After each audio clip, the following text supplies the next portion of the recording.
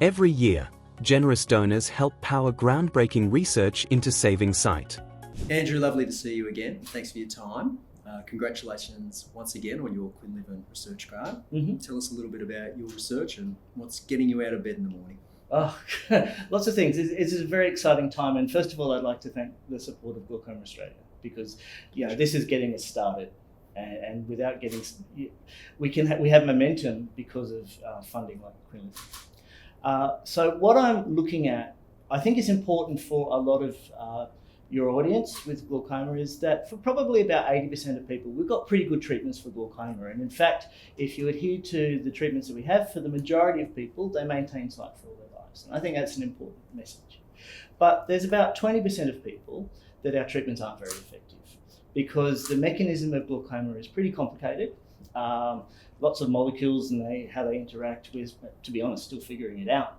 But we are working on a treatment that addresses glaucoma in a different way, different from lowering pressure, for that 20% of people who we just don't really have effective treatments for. So we're about to start a clinical trial for some eye drops, in a very small scale beginning trial, to see if we can prevent glaucoma from getting worse in that select population. And we're actually using some pretty fancy technology to make sure that we're treating that select population. Andrew, one of the things I think we're really interested in, and particularly our donor community, is the broader research community that you work with, and particularly those young PhD students who are just starting their careers. What opportunities are there for them to start their career in glaucoma investigation? Tell us a bit about that. Yeah, well, I think it's important that whilst I'm the recipient of important funding like the Quinlivan, in reality I'm a figurehead, and I set the strategic direction. But the people who are most on top of the technology are the young guys, the people that understand artificial intelligence, who understand the newest genetic sequencing and things like that. In much the same way as at home, if you have a teenage child, they're much better at using a mobile phone than I ever am. It's the same kind of idea. So I'm very grateful for the scholarship that's been provided by Glaucoma Australia. It essentially opens up a door for me to pursue full-time research alongside my medical education. So as you know, the medical education is a very lengthy degree, and to do full-time research alongside that is a significant time and financial commitment, and it would not be possible without the support from Glaucoma Australia and its donors. And so essentially the scholarship enables me to focus on development of novel AI algorithms, which is capable of detecting patients who are at risk of rapid glaucoma progression. So as you may know, about 1 in 8 glaucoma patients is at risk of rapid glaucoma progression, but currently we don't have good ways of identifying who these people are. And I think that the capacity of AI to identify hidden patterns within vast amount of data might be the solution to this problem.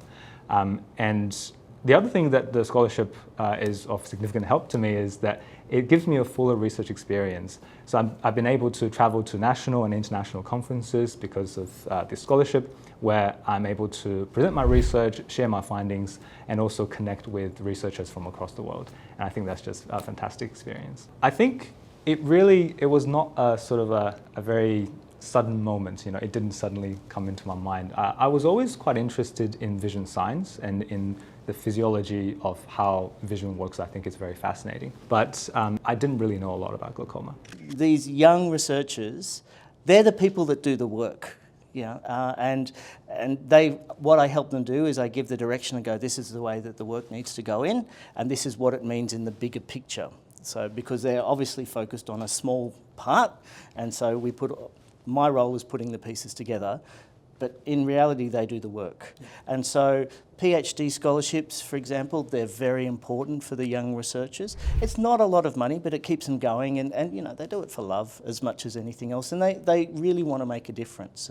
And one of the things that's important for someone like me is to show them how they're making a difference.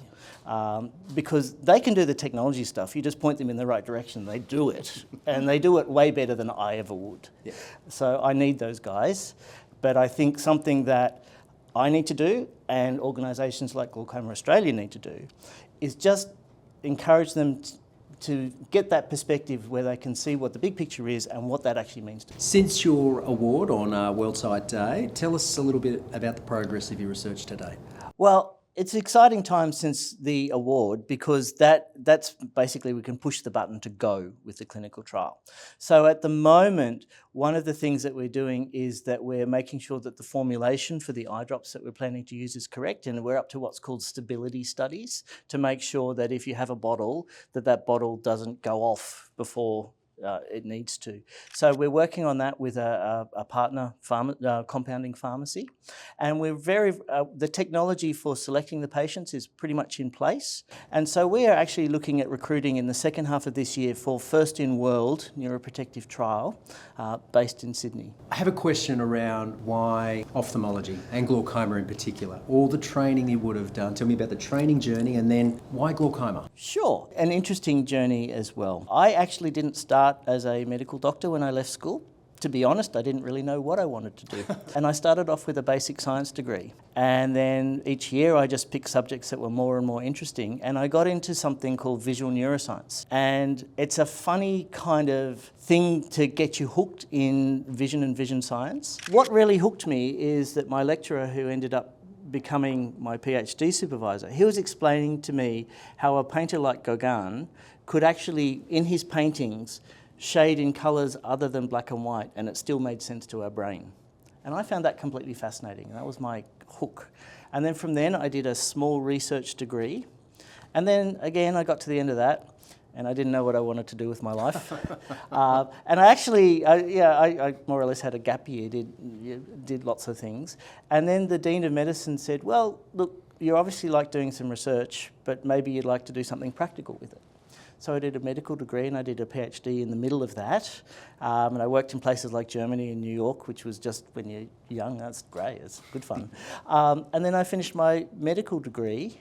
And by the end of it, I said, well, look, I can do useful things with vision in a practical way. And so that's when ophthalmology became interesting.